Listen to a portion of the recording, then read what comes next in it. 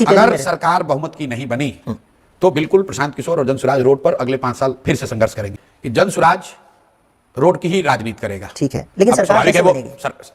सरकार मान लीजिए त्रिशंकु हो गया तो सरकार कैसे बनेगी? ना बने।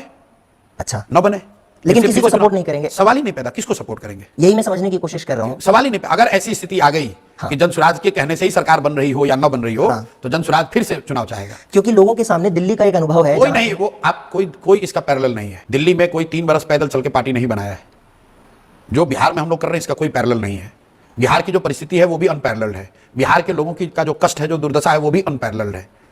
तो ये अनपैरेलल्ड सिचुएशन है। अगर आप कहते हैं ऐसी स्थिति आ गई कि जनसुराज किसी को समर्थन करे तो सरकार बने या ना बने, तो हम लोग कहेंगे भैया हम लोग कुछ नहीं कर रहे, तुमको बनाना है बनाओ, नहीं बनाना है राष्ट्रपति शासन लगाओ, नहीं करना है फिर से चुनाव कराओ। लेकिन ये तो दांव खेलने जैसा है। कोई दिक्कत नहीं, क्योंकि वही बात है।